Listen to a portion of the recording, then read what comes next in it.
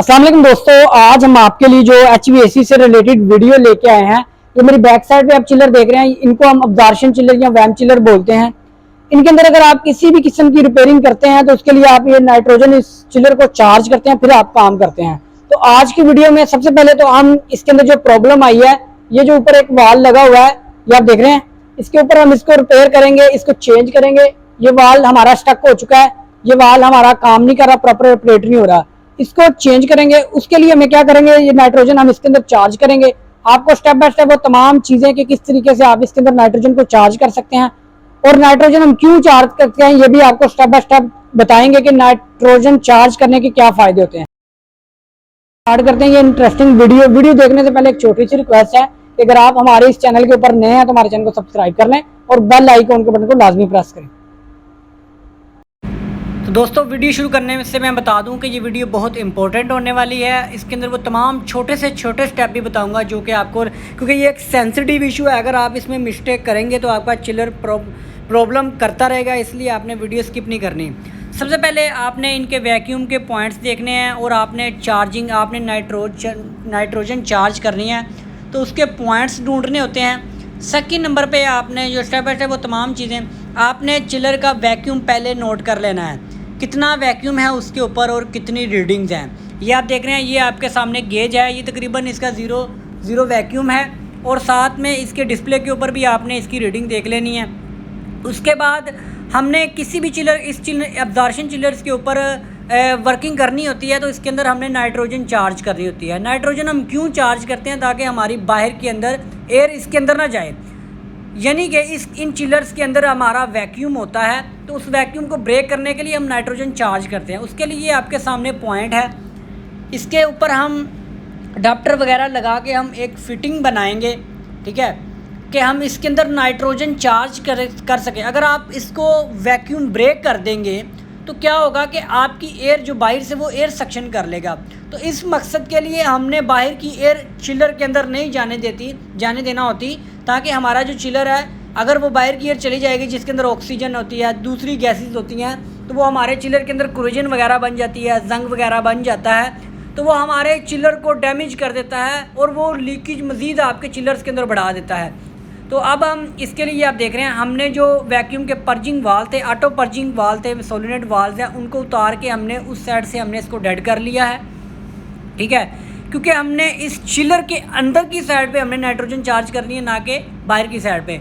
अभी हमारे जो टोटल सारे वाल्व हैं, मैनुअली वाल्व हैं, वो बंद हैं। आपने ये फिटिंग बनानी है, इसके लिए अडाप्टर लगा रहे हैं हम, अडाप्टर्स वगैरह लगा के इनकी आपने फ़िटिंग वगैरह बना लेनी है, ताकि आप इसके ऊपर गैस जो नाइट्रोजन है वो चार्ज कर सके। नाइट्रोजन चार्ज करने के डिफरेंट एडवांटेजेस हो सकते हैं, जिसके अंदर एक तो पहले इसके ऊपर मौसमी असरात नहीं होते, टेम्परेचर फैक्टर नहीं होता, चाहे मौसम गर्मी हो सर्दी हो, आपका प्रेशर स्टेबल रहता है। सेकंड नंबर पे ये एक जो, अगर आप नाइट्रोजन चार्ज नहीं करेंगे तो जाहिर सी बात है इसका वैक्यूम तो टूटेगा। जब आप कोई भी लैंड डिस्कनेक्ट करेंगे, पंप चेंज करेंगे, कोई भी चीज़ करेंगे, एक पार्ट को काट देंगे, उसके अंदर एयर जाएगी वैक्यूम होने पर, तो फिर क्या होता है कि एयर क्रूजन वगैरह बना देती है, तो एयर आपने नहीं जाने देती। इसके लिए सबसे पहले आपने फ़िटिंग बना के गेज, आपने बाहर इसका प्रेशर चेक करना है, आपने डायरेक्ट गेज लगा के नहीं, क्योंकि अगर ज़्यादा आप प्रेशर से साथ कर देंगे तो ये लो वैक्यूम मशीन्स होती हैं, लो प्रेशर वैक्यूम्स इनके अंदर होता है, हाई प्रेशर मशीन्स नहीं होती है। अब हमारा प्रेशर इसके अंदर जाना शुरू हो गया, तो आपने ये जो फिटिंग लगानी है इसकी भी लीकेज चेक करनी है। वाल बंद करके आप थोड़ा सा प्रेशर इस फिटिंग के अंदर दे के, तो हमने इसकी जो गेज है वो भी चेंज कर ली है, पहले वैक्यूम वाली थी, अब हमने इसके ऊपर यहाँ पे हम क्या करेंगे, हम प्रेशर वाली गेज का यूज़ करेंगे। अब आपने ये जो फिटिंग खोली है, गेज खोली है, इनकी लीकेज भी चेक कर लेनी है। इनकी लीकेज चेक करने का क्या तरीका है कि आपने ऊपर वाले वाल हैं जो इस गेज के बाद के और आपके फिटिंग, आप वहाँ से प्रेशर देंगे, ये वाल अब खोलेंगे, ये फिटिंग यहाँ पे हमारा प्रेशर आ चुका है, इसकी आपने लीकेज चेक कर लेनी है, तसल्ली कर लेनी है यहाँ पे लीकेज वगैरह नहीं है, ताकि आपकी नाइट्रोजन है वो आपकी यहाँ से डिस्चार्ज ना हो जाए, यहाँ से एयर ना सक्शन कर ले, क्योंकि इसके अंदर डीप वैक्यूम है, बार बार कह रहा हूँ डीप वैक्यूम। तो इसलिए आपने इसको प्रेशर दे के ये तमाम लाइंस आपने चेक कर लेनी अच्छे तरीके से कि कहीं आपका बाहर से एयर तो नहीं इसमें साथ शामिल हो जाएगी नाइट्रोजन के। अब हमने प्रेशर चेक करके लीकेज वगैरह ओके कर लिया है। अब फिर आपने इसकी लाइन उतारनी है यहाँ से, फिर आपने इसको चेक करके कि प्रेशर कितना जा रहा है लो प्रेशर आपने इसको चार्ज करना है, हाई प्रेशर के साथ इसको चार्ज नहीं करना, क्योंकि इसके ऊपर वैक्यूम सेंसर वगैरह लगे होते हैं जो कि हमारे इसके अंदर वैक्यूम शो करते हैं, वो डैमेज हो सकते हैं। इसलिए आपने 50 PSI प्रेशर रख के इसको चार्ज करना है। अंदर तो वैक्यूम है लेकिन लाइन के अंदर प्रेशर बन जाएगा, तो आपने इसको जब खोलना है बड़ी एहतियात से खोलना है, पहले लाइन और उसके साथ। तो ये आप देख रहे हैं, अब हम इनके वाल्व्स खोल देंगे आहिस्ता आहिस्ता। जैसे ही वाल्व्स खुलेंगे तो हमारा वैक्यूम ब्रेक होना शुरू हो जाएगा, लेकिन नाइट्रोजन की गैस से, नाइट्रोजन गैस से हमारा वैक्यूम ब्रेक होगा। तो इस तरीके से आप इनके स्टेप बाय स्टेप, जैसे आप सिंपल गैस चार्जिंग करते हैं उनकी लाइन्स वगैरह चेंज कर सकते हैं। सिलेंडर की फिटिंग्स वगैरह चेंज, ये आपके सामने फिटिंग, हमने दूसरे सिलेंडर को भी इसी तरीके से सिलेंडर चेंज करेंगे। तो ये वीडियो मैंने बेसिकली काफ़ी शॉर्ट की है, काफ़ी फास्ट भी किया है। तो आपने बड़ी एहतियात से इसको चार्ज करना है। एक तो हाई प्रेशर आपने इसके अंदर चार्ज नहीं करना, हाई प्रेशर से क्या मुराद है, ज़्यादा सिलेंडर की नहीं खोलनी, चाबी से ज़्यादा सिलेंडर को नहीं खोलना। उसके बाद अब कितना प्रेशर देना है वो भी मैं आपको गेज से दिखाऊंगा जैसे जैसे हमारा वैक्यूम ब्रेक होगा, क्योंकि अभी हमने इसके ऊपर वर्किंग करनी है। तो वर्किंग के अंदर हम इसको प्रेशर नहीं देंगे, लेकिन इसके अंदर हम वैक्यूम ब्रेक करेंगे वो नाइट्रोजन के प्रेशर से। समझ आनी चाहिए, इस चीज़ को समझे कि अभी हमने इसको प्रेशर नहीं देना, क्योंकि हमने लाइन को काटना है, प्रेशर होगा तो वो भी डेंजरस है। तो ये आप देख रहे हैं, अभी मैं इसके ऊपर चढ़ के मैं दिखाता हूँ जो कि गेज है। यहाँ पे आएगा तो हमारा वैक्यूम 0 होगा, यानी कि जो एटमॉस्फेरिक प्रेशर है उसके इक्वल आ जाएगा।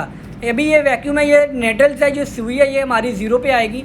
ये जो रेड लाइन है ये बेसिकली जब इसके अंदर नाइट्रोजन चार्ज होके आती है तो इतना प्रेशर होता है इसके अंदर, लेकिन हम इतना ज़्यादा प्रेशर नहीं देंगे, ये भी तकरीबन आपका 5-6 PSI बन जाता है। तो ये हमारा सेंसर है, ये 2 सेंसर लगे होते हैं। ये हमारा जो हमारे HD जनरेटर के पास लगा हुआ है वैक्यूम का, ये वो शो करेगा। और ये हमारा manually high pressure cut switch है। हाई प्रेशर कट है कि अगर आपका ज़्यादा प्रेशर हो जाता है तो आपको चिलर को बंद करवाने के लिए ये कट ऑफ सप्लाई यहाँ से ली जाती है। ये वॉल है, अब इस वाल को चेंज करना है, ज़ाहिर सी बात है वेल्डिंग करनी है और दूसरी चीज़ें करनी है, कटिंग वगैरह करनी है। तो इसके अंदर रबड़ की गैस किट होती है, इसके लिए आपने इसका जो सोलिनॉइड है उसको निकाल लेना है ताकि आपकी जो रबड़ की सील है वो डैमेज ना हो। अब हमारा वैक्यूम ब्रेक होना शुरू हो चुका है नाइट्रोजन की गैस के साथ, ना कि बाहर की एयर इस चिलर के अंदर जाएगी। तो जैसे जैसे ये प्रेशर 0 के ऊपर आएगा, 0 से क्या मुराद है कि इसके अंदर वही प्रेशर है जो एटमॉस्फेरिक प्रेशर है। अब एटमॉस्फेरिक प्रेशर इस वजह से है क्योंकि आपने इसके ऊपर वर्किंग करनी है, ना कि इसकी लीक चेक करनी है, ना कोई और काम करना है। अगर आपने लीक चेक कर, वो भी मैं आपको बताऊंगा जब हम ये लास्ट में वो कितना प्रेशर देना है। अभी हमने सिर्फ इसको एटमॉस्फेरिक प्रेशर पे लेके आना है, वो नाइट्रोजन के प्रेशर से लेके आना है, ठीक है। तो ये देख रहे हैं हमारी जो सुई है वो हमारी तकरीबन 0 के पास जाने वाली है। तो ये स्टेप बाय स्टेप आपने हमारे, ये आप देख रहे हैं अब हमारी जो सुई है वो तकरीबन ये 3 सिलेंडर ये तकरीबन इसके अंदर कंप्लीट, क्योंकि काफ़ी बड़ा शेल है, 750 टन का ये चिलर है। तो ये आप देख रहे हैं अब ये जैसे ही 0 के ऊपर आएगी तो फिर क्या होगा कि इसके अंदर एयर सक्शन नहीं करेगा, जो बाहर की एयर है उसको सक्शन नहीं करेगा, वैक्यूम ब्रेक होगा। तो इसको भी हम जब वैक्यूम ब्रेक कर लेंगे तो उसके बाद का मैं काम आपके सामने, अब हम थर्ड जो सिलेंडर है उसका यूज़ करेंगे, ठीक है। इसी तरीके से जैसे मैंने आपको बताया है कि आपने पहले सिलेंडर की खी खोल के हल्का सा प्रेशर चेक कर लेना है कि प्रेशर कितना ओपन हुआ, फिर आपने इसके ऊपर गेज की जो लाइन है वो लगानी है। तो ये आप देख रहे हैं अब हम इसको लगा के इसी तरीके से जैसे मैंने स्टेप बाय स्टेप पहले सिलेंडर के साथ लगाया, उसी स्टेप से हमने इसके तीसरा सिलेंडर भी कनेक्ट कर लिया। ये आप देख रहे हैं हमने पहले इसको खोला और चेक किया कि कितना प्रेशर आ रहा है, ठीक है। अभी हम इस प्रेशर को हम इस गेज के साथ लगा देंगे, क्योंकि वैक्यूम है तो वो ऑटोमेटिकली खींच लेगा अंदर नाइट्रोजन, जितना भी आप सिलेंडर खींचेंगे। लेकिन जिस लाइन से जाएगा उस लाइन के ऊपर हमारे वैक्यूम सेंसर लगे होते हैं जो कि लो प्रेशर सेंसर्स होते हैं। तो उनको आपने हाई प्रेशर नहीं देना कि आप इसको 300-400 PSI पे ले जाएं कि जल्दी चार्ज हो जाए या जल्दी गैस जो वैक्यूम ब्रेक हो जाए। तो उसके अंदर आपका क्या होगा कि सेंसर वगैरह डैमेज होने के चांसेस होते हैं। तो अब हम इसको वैक्यूम को देख लेंगे तो हमारा जो ये प्रेशर है वो तकरीबन वो भी इसके अंदर जो लेवल पे आने वाला है वैक्यूम। उसके बाद अभी जो नेक्स्ट स्टेप है वो भी आपके साथ शेयर कर देंगे कि इसको हमने जब वाल चेंज कर लेना है उसके बाद के स्टेप भी वो भी आपके साथ शेयर करेंगे, क्योंकि ये एक बड़ा सेंसिटिव इशू होता है। अगर चिलर के अंदर एयर वगैरह चली जाए या लीकेज के चांसेस होते हैं तो ये चिलर फिर आपके पास कंट्रोल में नहीं रहते, इसमें क्रिस्टलाइजेशन के भी चांस होते हैं। उसके बाद रिपेयरिंग, बार बार एयर का आना, अगर लीकेज होगी तो जाहिर सी बात है लीकेज का आपको जब पता चलेगा तो उसके अंदर एयर जा चुकी होगी, तो एयर ही बेसिकली इसको मज़ीद डैमेज करती है। तो इसलिए जब जहाँ पे भी आपने ये काम करना है बड़ी एहतियात से करना है तमाम चीज़ें पहले रेडी कर लें, वैक्यूम पंप वगैरह, क्योंकि आपने जब इसको रिपेयर करना है तो फ़ौरन से आपने इसको वैक्यूम भी करना होता है। ये आप देख रहे हैं, ये अब 95.4 kPa जो हमारा एटमॉस्फेरिक प्रेशर होता है वो भी मैं आपके साथ शेयर करता जाऊँ। वो तकरीबन 100 kPa एट सी लेवल होता है कि वो समंदर की सतह के ऊपर हमारा 101 kPa जो होता है वो हमारा एटमॉस्फेरिक प्रेशर होता है। तो ये आप देख रहे हैं, अब हमारा तकरीबन ये प्रेशर बिल्कुल इक्वल हो चुका है। अब हम क्या करेंगे, हम इसको थोड़ा सा ऊपर किया है बिल्कुल कि ये हमारा इसके अंदर मज़ीद हम कोई चांस ना रहे एयर के जाने के। अब हम क्या करेंगे, हम अब इस वाल को बंद कर देंगे। हमने सिलेंडर की भी बंद कर दी, वाल भी बंद कर दिया, गेज भी बंद कर दी। अब हम क्या कर सकते हैं, अब हम इसके ऊपर वर्किंग कर सकते हैं। और जब भी आपने करना है, आपने बड़े शॉर्ट टाइम के अंदर, जितना भी मिनिमम टाइम के अंदर आपका काम कंप्लीट हो, आपने उसमें करना है। अब हमने सारा सेटअप रेडी किया हुआ था, वाल भी रेडी किया हुआ था, तकरीबन हमने हर चीज़ को वेल्डिंग प्लांट के कनेक्शन कर लिए थे, हर चीज़ कर ली, ताकि हमें जितना भी मिनिमम टाइम रिक्वायर्ड हो इस मशीन को रिपेयर करने के लिए, हम उतनी जल्दी इसको काम कर लें।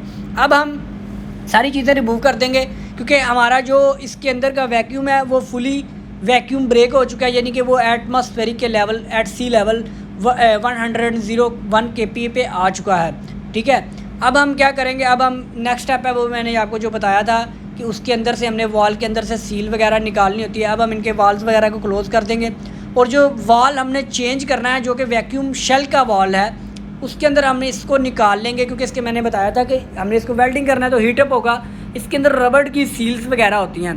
तो अब ये आप देख रहे हैं, अगर आप इसको वेल्डिंग करेंगे तो ये सील्स वगैरह ख़राब हो जाएंगी, और फिर आपका वैक्यूम यहाँ से एयर लेगा चिलर।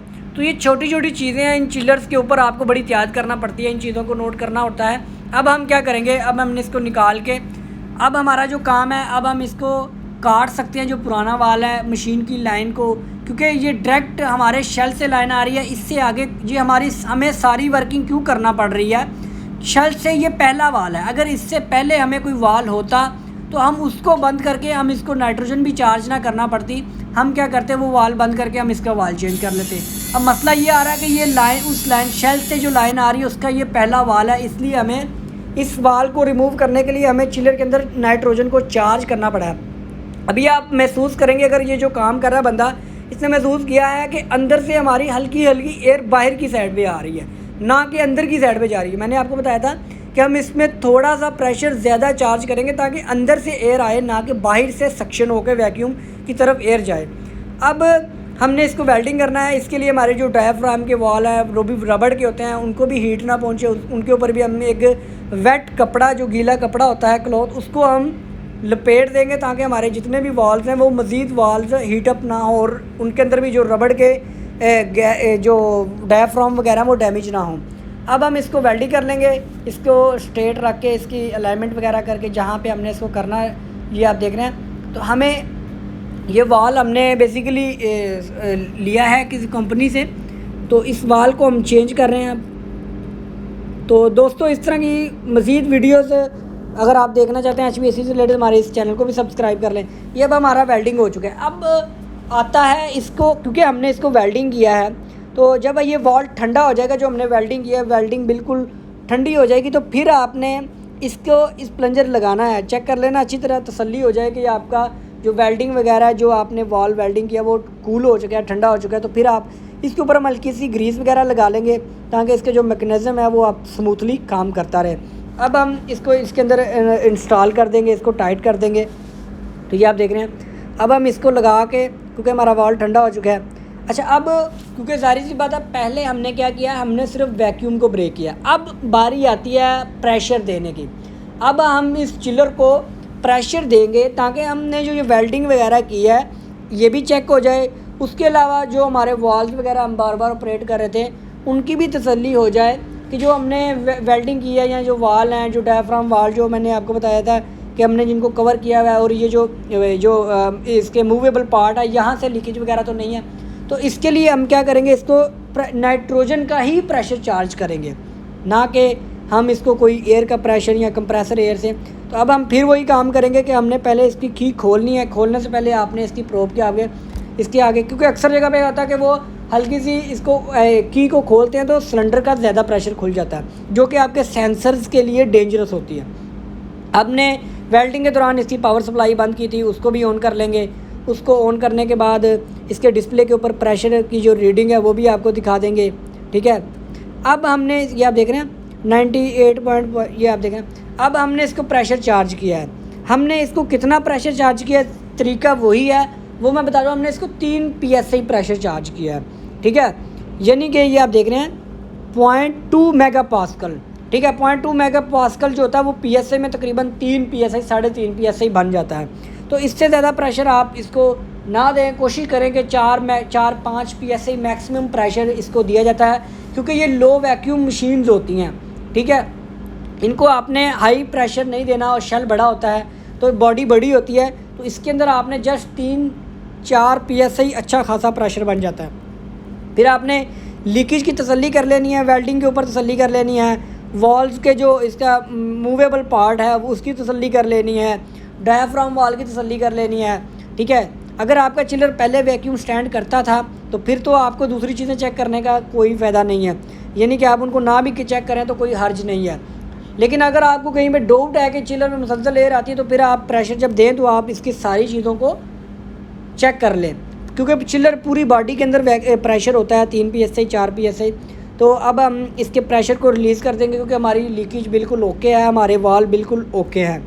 अब जब तक हमारा प्रेशर, जैसे ही हमारा प्रेशर आएगा तो हमने इसकी तैयारी कर ली है, इसके सोलिनोइड वाल्व वगैरह दोबारा लगा देंगे, क्योंकि अब हमने इसको फ़ौरन से वैक्यूम करना है। जो मैंने आपको पहले बताया था कि आपके वैक्यूम पैम्प वगैरह रेडी हों, ऑयल वगैरह चेंज किया हो, क्योंकि ये काफ़ी बड़ी बॉडी है, इसने 10 से 12-14 घंटे इसने डीप वैक्यूम करना है। तो आपके वैक्यूम 2 वैक्यूम पंप आप रेडी कर लें, एक को सांस मिल जाए, दूसरा आप यूज़ कर लें। अगर नहीं कर सकते तो फिर आप आधा घंटा एक रेस्ट दे के आप पंप को मुसलसल यूज़ ना करें 12-14 घंटे, लेकिन आपने इसको डीप वैक्यूम करना है। तो इसके लिए हमने इसकी जो वैक्यूम की गेज हैं वो दोबारा लगा लिए हैं। तो अभी मैं आपको दिखा दूँ, इसकी आपने वैक्यूम के ऊपर भी लीकेज चेक कर लेनी है।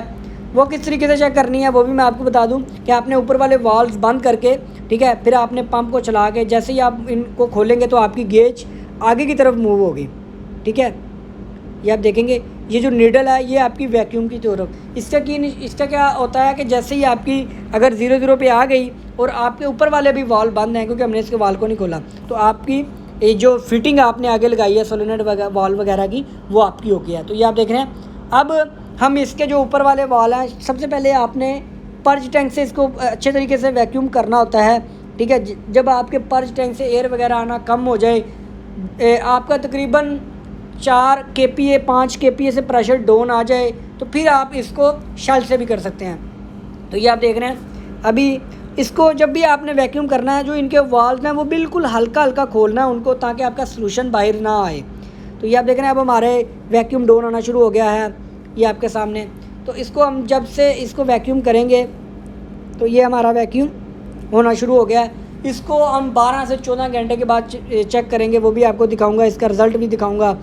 ये चिलर अब हमारा जो वो तकरीबन रेडी होने के करीब है, जब हमारा वैक्यूम डीप वैक्यूम चला जाएगा। ये आप देख रहे हैं ये काफ़ी हद तक ये वैक्यूम डीप हो चुका है, जहाँ पे हमने पहले वो मैंने निशान लगाया था उससे भी नीचे चला गया है। तो ये तकरीबन 12 से 14 घंटे के बाद मैंने ये क्लिप रिकॉर्ड किया है वैक्यूम डीप होने के बाद। डिस्प्ले के भी ऊपर भी आप दिखा देता हूँ, ये आप देख रहे हैं